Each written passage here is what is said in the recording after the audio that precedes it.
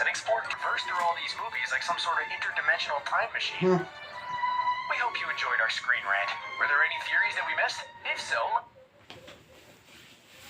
it's April. Welcome to the Lost City. Big adventure. Holy Mother of God! Bigger surprises. Pixar is known for two things above all else. The first is to make us all cry in one 5-minute montage. The other is to introduce villains who are either heartbreakingly sympathetic or cruel enough to make you sympathize with a villain like Jafar over them. Pixar is an evil villain machine, and there's a lot of trivia that goes on behind the scenes. Did anyone expect Coco to get as real as it got? I mean, this looked like a fun movie about a little kid who played the guitar. Well, that was definitely part of it. This kids movie had a subplot where young Miguel is right there. The one thing about the movie that does make me want to run and hide is the horrifying monster Jangles the Clown. What is even more horrifying? Pause it. Head to bed.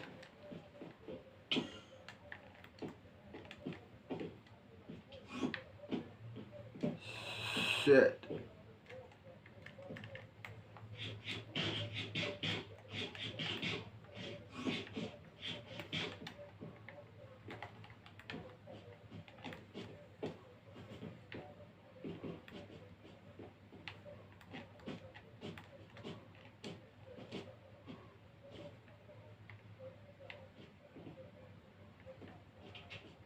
Captain Collins, no. It's in my room, I think is here. Yeah, this is my crib, my room.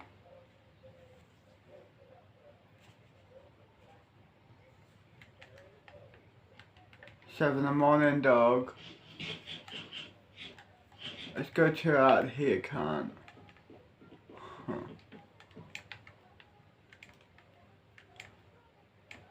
Push play. Have a join for a day. Why Riley is so terrified of him. Apparently, Jangles put Riley in a ball pit during a birthday party, and she got trapped there. Her mother had to come rescue her. So, yeah, this deep-rooted phobia makes perfect sense. Though none of this explains what in the world Bing Bong was. If you couldn't tell from the 14-year gap between The Incredibles and The Incredibles 2, Pixar had a little bit of trouble figuring out how to follow up their superhero classic. One of the big points of contention was the villain screenslaver, who was really, spoiler alert, Evelyn Dever. Originally, her character was going to have electric powers and would have the name She-Electric. She-Electric? Really, Pixar? That's the best name you could come up with. No wonder it got scrapped. Pixar does like to reference R-rated movies in their films aimed at children. One of the quickest references comes in Monsters, Inc., when Randall drops a line about dropping his partner in a shredder. This is a reference to Steve Buscemi's big movie, Fargo.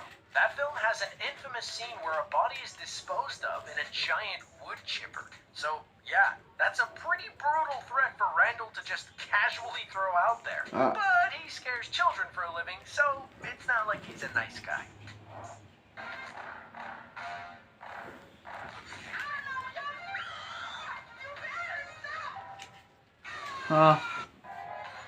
Skip. Fuck off, Edge. Children for a living, so it's not like he's a nice guy. I think the most underrated villain in Pixar history is undoubtedly Hopper from A Bug's Life. That one scene where he explains why they have to continue to intimidate the ants to keep them in line by burying several of his men in grain is one of the most haunting movie scenes, period. I mean, look at his blank stare as his men are utterly gripped in terror. That's some Darth Vader stuff right there. Well, Hopper was almost even scarier. The first choice for the character was Taxi Driver and The Godfather Part 2 star Robert De Niro. I can't imagine how scary he would have been in the role. Though I gotta say, the casting choice would have aged a lot better than Kevin Spacey. Pretty much any actor would have been better. Lotso is part pink lovable teddy bear and part prison warden. Fun fact, he's the only character in movie history you can say both of those things about. While there are shades of the warden from Shawshank Redemption in him, there's another classic movie he references. When Lotso mocks the toys by saying, "Where is your kid now?" it's a reference to the famous famous line, "Where is your Messiah now?" from the Ten Commandments. And fun fact number 2, Lotso is also the only talking teddy bear who quotes the Ten Commandments in movie history. There are a lot of firsts with Lotso. Hollywood has a long history of making all of us terrified of artificial intelligence. Most robots in Hollywood, from the Terminator to HAL in 2001: A Space Odyssey, are out to get all humans. Well, that trend continued with Otto from WALL-E. If his giant evil red eye wasn't a hint enough, if you look at the portraits of all the former captains, Otto slowly creeps up on them. This symbolizes how he slowly took over the ship. I don't know if WALL-E and Eva's really cute love story evens out how truly terrifying Otto is. Is Syndrome really the villain of The Incredibles? I mean, his idea to turn everyone in the world into superheroes sounded pretty good to me. Sure, his methods of slaying a ton of superheroes to get to that point was pretty messed up, but the basic idea is not bad. While Syndrome is one of the most popular Pixar villains of all time, few people know that his look is based on director Brad Bird. It's kind of funny that Bird's voice is used for Edna and his face is used for Syndrome. Honestly, I have no idea why Pixar has never made a TV show or movie about Mr. Incredible's early career as a superhero. I mean, who wouldn't love to see the first time he ever took on the evil mime Bon Voyage? While we've never seen how Bon Voyage's journey started, we know what happens to him after the movie. Apparently, he moves back to France and becomes a street mime instead of a criminal. Hey, say what you want about the guy, but you'll never see the Joker become a birthday clown after Batman beats him up. Sorry, Shark Tale, but the most memorable cartoon sharks are in Finding Nemo. The scariest of the bunch is the great white shark Bruce. Though that name is kind of weird for a shark, right? Well, arguably the most famous shark in pop culture is the shark from Jaws. Now, the models used for the film went by the name Bruce, so his name in Finding Nemo was a reference to this. Pixar does like to cite terrifying movies their kids would never watch. I think the real Pixar villain is Michael Giacchino, who wrote the song from the opening of Up.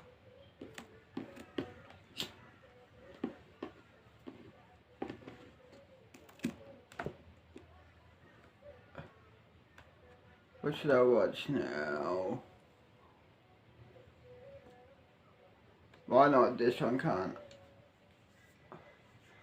The ultimate star Nicolas Cage, oh my God! is about to meet his biggest fan. Well, that's just really creepy. Is it too much? I'll give you 20,000 for it. The man you're staying with is the head of a violent arms cartel. What? We need your help. A Hollywood legend will become a real-life action hero. I can see myself doing more of this stuff. I think I might have. Lovely.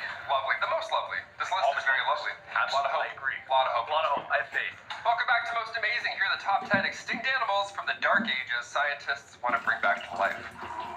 Not good. Number 10, the woolly mammoth. It was announced that not long ago that a team of scientists and entrepreneurs announced that they were trying to bring back the woolly mammoth back to life. No zoo will ever be the same again, or smell the same for that matter. A company called Colossal is responsible for this colossal project. The brilliant team of scientists are planning to bring the woolly mammoth back to life by creating an elephant embryo made of mammoth genomes. Pretty cool. Have you ever seen Jurassic Park? I feel like they haven't seen Jurassic Park.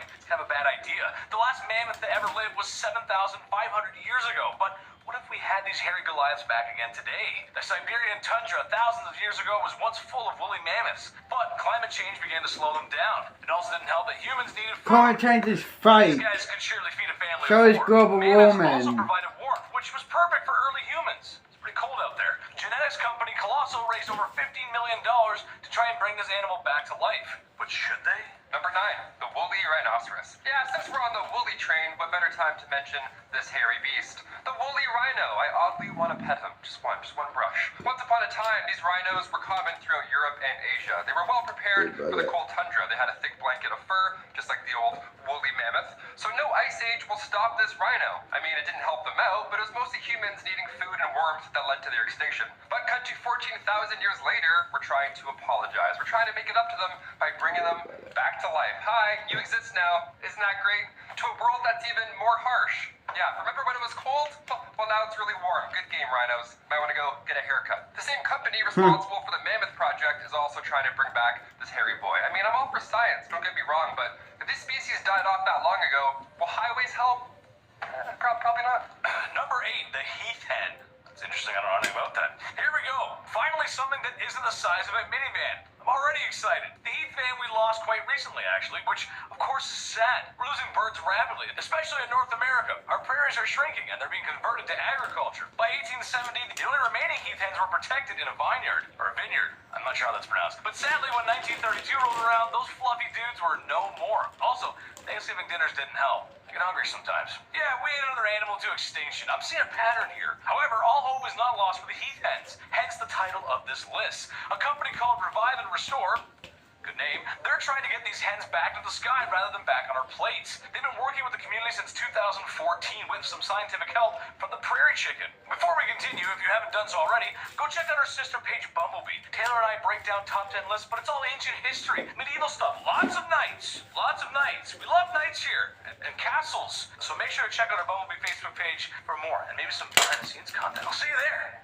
I'll see you there. Maybe some Wild West stuff, too. You don't know. Maybe some yees or haws. I don't know. We may have done some yees haws. Thank you. That was great. Thank you a lot. Number 7, Great Auk. Once thriving in colonies off North Atlantic coasts, the Great Auk would grow up to 30 inches long. And its tiny little wings would only be used to swim, so don't get too excited. These little balls of fluff did not fly in the skies. Their wings were really tiny. They were like 13 centimeters long. Just little... Pause it. Head to bed, go on the shitty can. Why not, dog?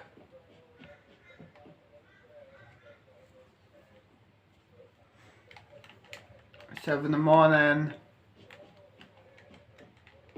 Good jump. 1, 2, 3.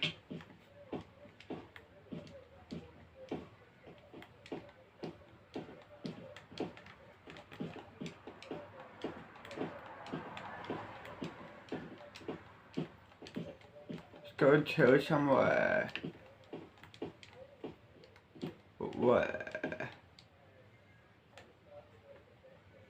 See here, that's my crib. Up there is my crib. Hello?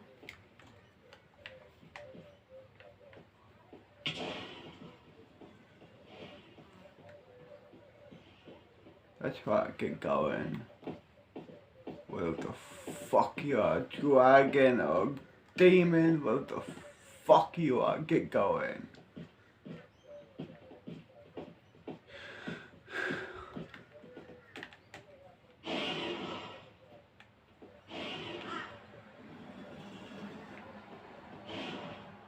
Get going.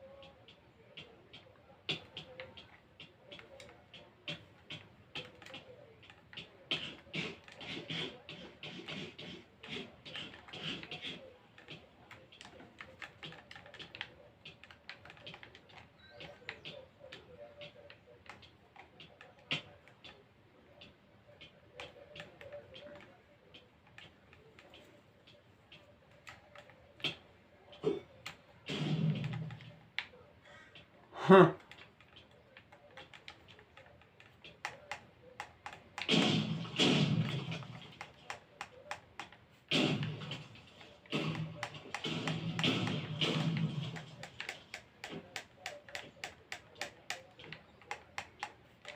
Retreat, retreat, retreat, retreat, retreat. Go, go, go, go, go. Retreat. Come up. Come up here on my road, I dare you.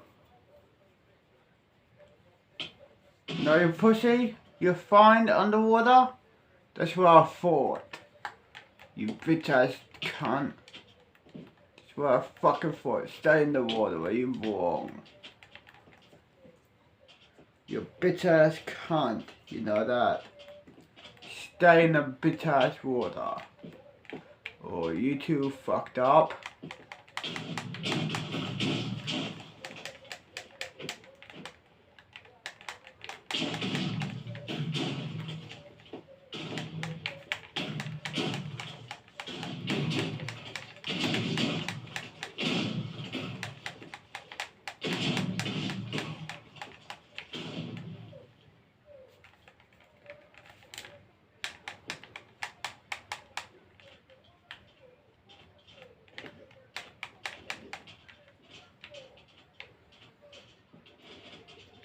Huh.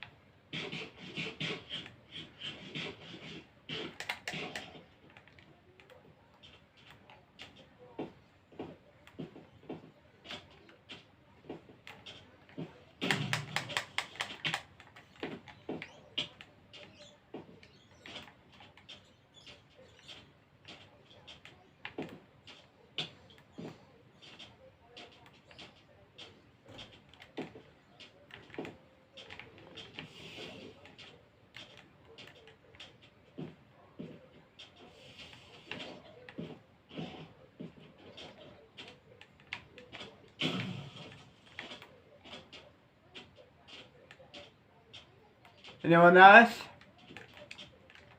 Huh? Anyone else wanna go me?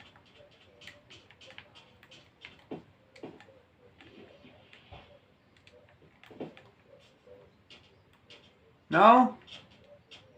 That's what I thought, little bitches.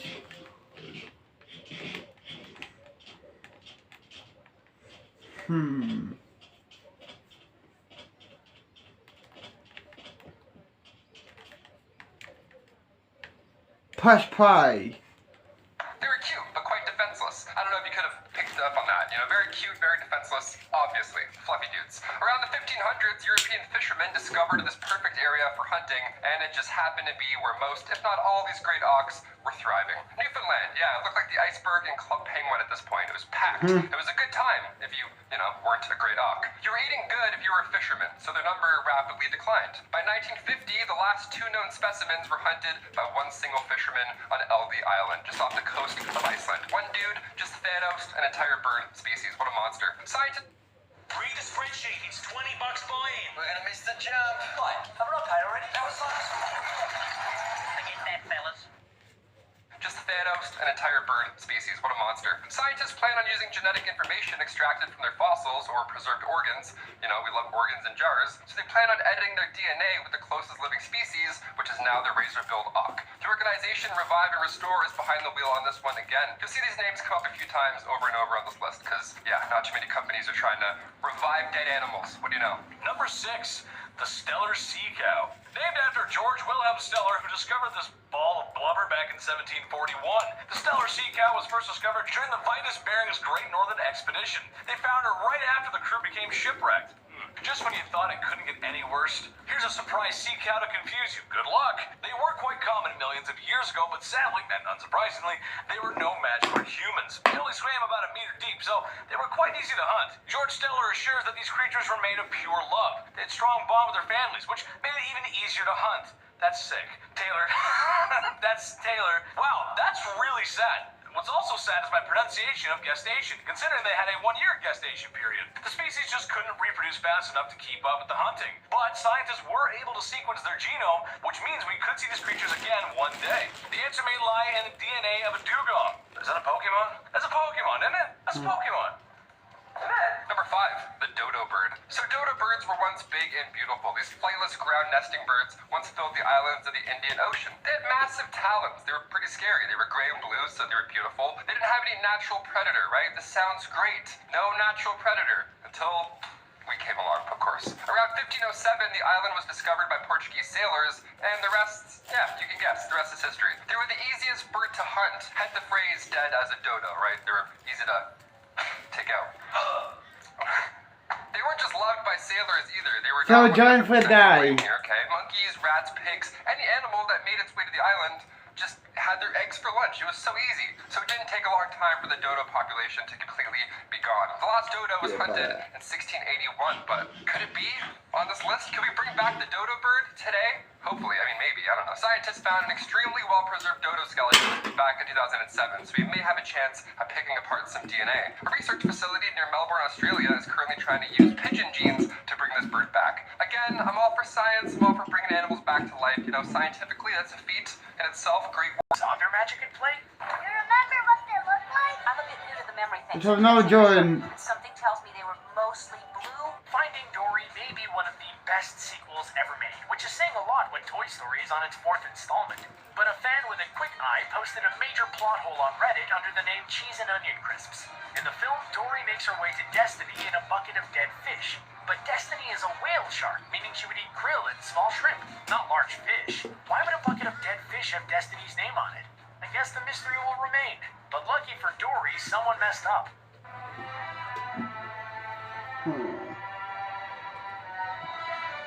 In the heart-wrenching and perfectly made up, it seems there are next to no plot holes. Unless you noticed some, please comment below. But there is a mystery that has a real-life solution. What is that Fenton's Creamery building it up? After... Let's pause it. Head home to the crib. Up in the mountains in the hill of Fairy Tale City. Head to bed, wake up in the morning. Tomorrow is Sunday.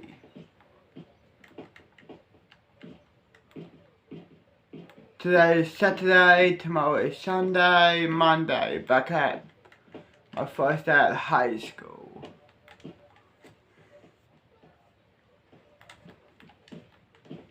I am a freshman now. But since I am a part of the Fairy Tale Guild, if I want, I don't have to go to school.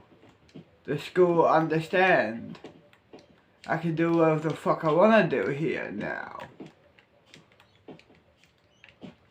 So, fuck yeah, I don't have to go to school. Normally I wag, but now, since I'm a part of the Fairy Tale Guild, I don't have to wag. The school will understand why I don't go to school because, you know, why not? I'm in the Fairy Tale Guild. Gang live. Fairy Tale Guild for live.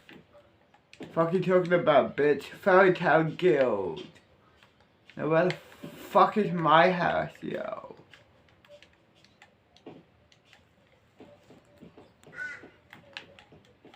Here we at the crib. Huh.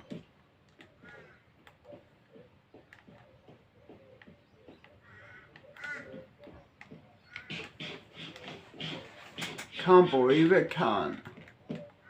I'm living a good life, boy. My room. Look at this. I own a fucking mansion thanks to Fairy Tale Guild. I can't wait until they send me up in space for a mission so I can finally... What the fuck are you doing here, huh?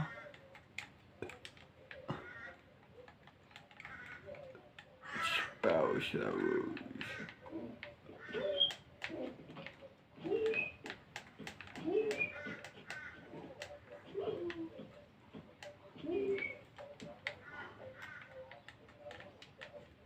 Come out here.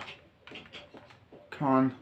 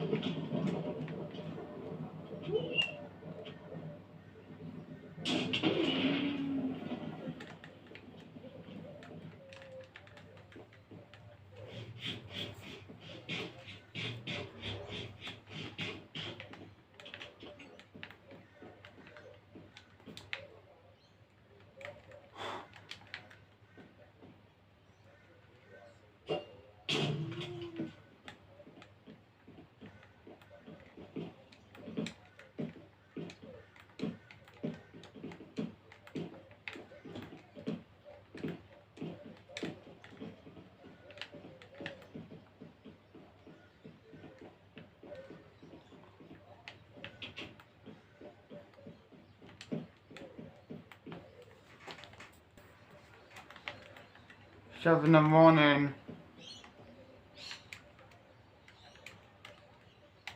Push play.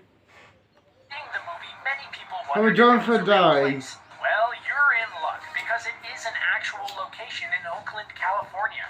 Sure, it's something most fans won't notice, so the mystery is mainly left unsolved. But now that we've located the creamery, go one and all to try some ice cream from the movie Up. Maybe Russell and Carl will even be there. Okay, maybe not. They are animated characters after all. It's alright, I understand. Why trust a shark, right? Finding Nemo, as we know, is a pretty sound film overall, except for some little mysteries here and there. Like, why didn't the fish in the tank help Nemo out more? When Nemo tries to get out of the filter, the other fish come to his rescue with a piece of fake kelp. They stick it up the tube to pull him out, but it doesn't reach. When they cut to a wide shot, there's still half the kelp sticking out the bottom. They could have shoved... We found one in Toy Story 2. In Toy Story 2, Woody is rescued at the airport from the luggage of Al McWiggin, and the toys return to Andy's that night. Andy returns the next day, but later in the day, they see an advert on TV of toy collector McWiggin very sad about losing his toys. Which means he went to Tokyo, realized his toys were gone, flew back, filmed an ad that got put on TV all within 24 hours. His toy collection is worth a lot, but not for the price of global flights and TV adverts. Did she disappear? Did she turn invisible? Boo in Monsters, Inc. has disappeared for days with monsters. Her parents don't know where she is, and over the course of these days that Boo is gone, they don't call the police or report her missing. Do they not care? Is time different in Monsterland? Whatever is going on, Boo's parents need a How to Raise a Young Child Properly class, like, immediately. Doesn't care about us anymore. Of course he does. He cares about all of you. Another Toy Story mystery for you, but this time from volume number 3. In Toy Story 3, there's a pretty major plot hole. Buzz and Woody are talking to each other on the security cameras at Sunnyside. This surveillance is pretty intense with around-the-clock filming and monitoring the grounds. But the cameras don't spot Woody gallivanting around the building or all the toys talking and moving with no humans present in the room. Where are the guards, and why aren't they noticing this? Maybe they were too scared or threatened by Lotso Bear himself. That's our best guess.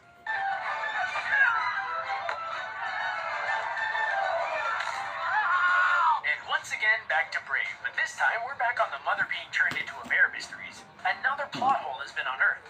During Merida's speech, we can see her mother in the bear form trying to sneak unseen behind the entire crowd. Merida can see her, but why can't the rest of her father's side, who are facing the same direction as Merida, not see the bear? Or why wouldn't those at the back hear a massive bear trying to tiptoe by? This is a major mistake and would have changed the story drastically. Well, I guess this is Hi, one Sean. of those suspension of Hey, baby mommy. That was good yesterday. Hi. Yes, that was good a couple of days ago. Yes, fuck yeah. I bought you some clothes. Thank you. I've been needing some clothes. Look at this. I'm going out of these clothes here. I know. Here. Thanks. Let's put in these clothes of gas. Hell yeah. Look at me, dude. New clothes, new jumper.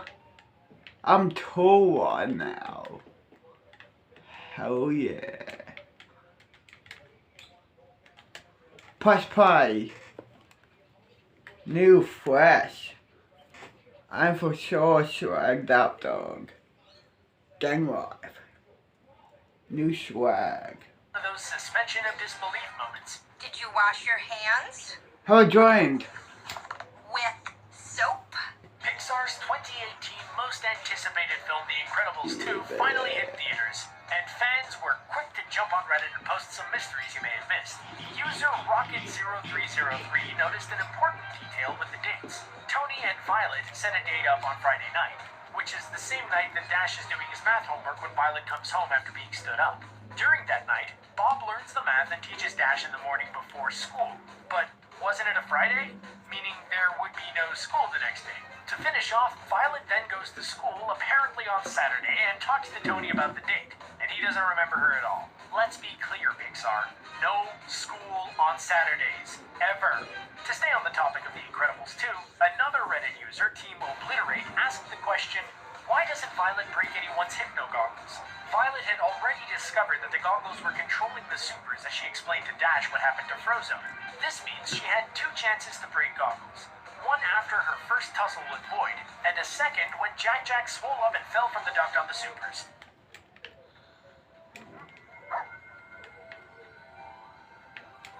At the end of Coco, there's a somewhat very melodramatic twist where Miguel learns that Hector is his great-great-grandfather, not Ernesto de la Cruz. But we've unearthed the mystery that may have foreshadowed this twist way earlier. On top of the neck of the guitar and the skeleton's toothy mouth, one of the teeth is painted gold. When we meet Hector in the Land of the Dead, one of his teeth are gold. So obviously, before he was killed, he had his guitar marked in a unique way. Did you catch this mystery? Truth be told, I don't remember most of it. Oh, that is so sad. You weren't there. Which Pixar mystery or plot hole did you find the most fascinating? Do you have any other plot hole?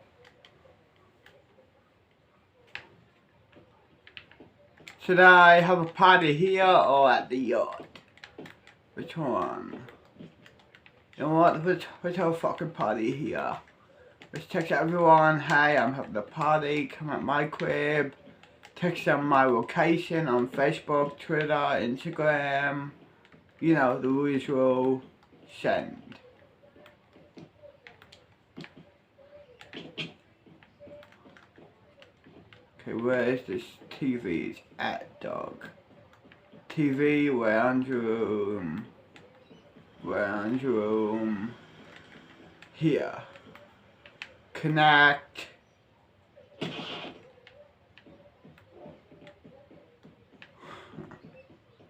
Yeah, but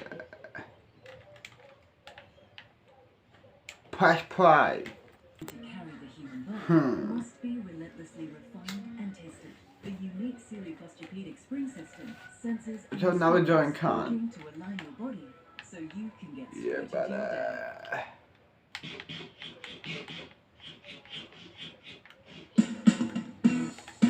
next.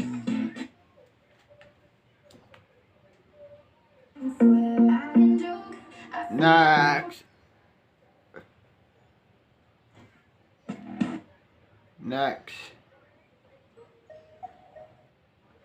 Next.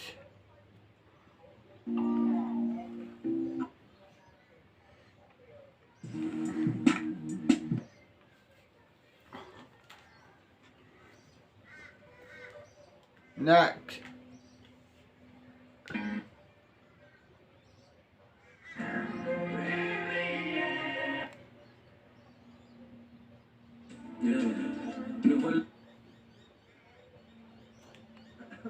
I got your picture coming with you.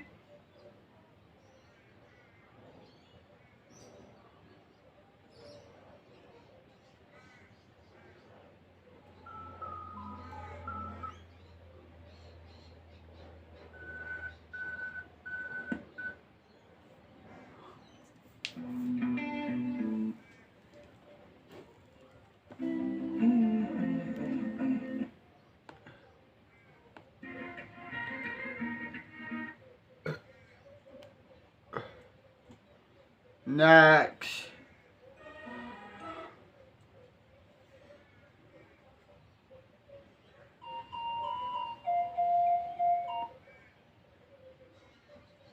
I will always remember.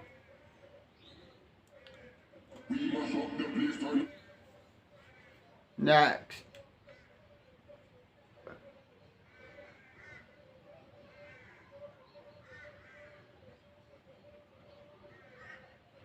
Next.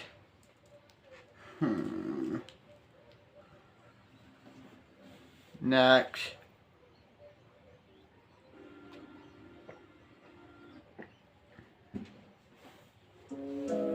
Yeah, buddy.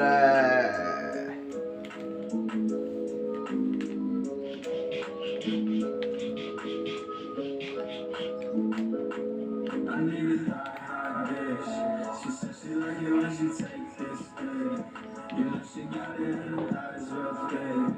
I'm tryna wife it cause I love this shit. Yeah. I need a high bitch. She said she like it when she takes this dick. You know she got it in her eyes real thick. I'm tryna wife it cause I love this shit. Had a hit, I bitch and baddest bitches right here be the sequel. I need 5 of models, looking on my dick that's quintessential. Got a Michael Shoulder with a girl when they be choking me could really be illegal. Silent don't she double Thursdays on my inmate list. Got horny, call me only in bed. That's role play, twerk while pat her head. That's foreplay. Do this and I love her pie. Every milk and get a creep. I drink my cup, she yelling comp. I hit that G-spot, call that bullseye. Dodging, getting canceled, feeling like we do a hilla. We be fucking like a hentai every time I'm chilling with her. I'm a deviant in such a very die-hard wearing sister. Shoddy freaky, feel like that could Deidre smash when I piss her. I need a high bitch. She said she like it when she takes this thing. You know she got it in her eyes real thick. I'm tryna wife it cause I love this shit. Yeah. I need a high bitch. She said she like it when she takes this dick. You know she got it in her eyes real thick. I'm tryna wife it cause I love this shit.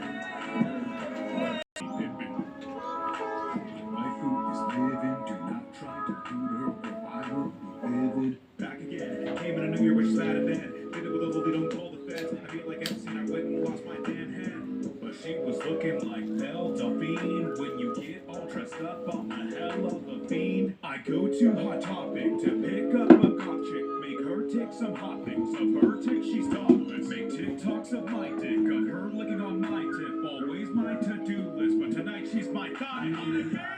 Bitch. She said she like it when she takes this thing. You know she got it in her eyes real thick. I'm tryna wife it cause I love this shit. I need a That hot bitch. She said she like it when she Take this dick. You know she got it in her eyes real thick. I'm tryna wife it cause I love this shit. Yeah, buddy.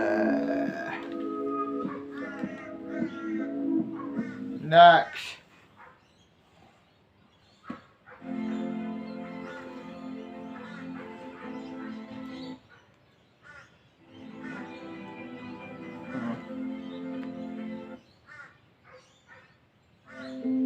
Next.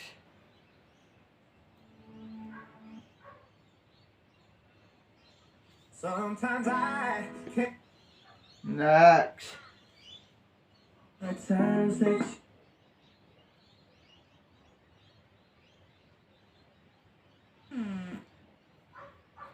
Yeah, but this song.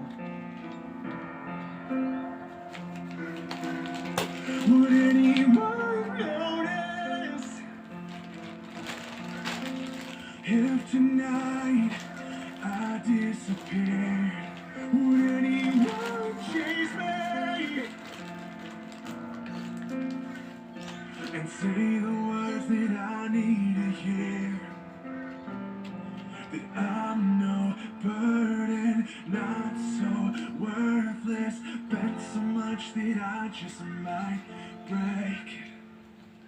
All consuming, so confusing, the questions that keep me awake. Would anyone care? Would anyone cry if I finally stepped off this ledge tonight? Would anyone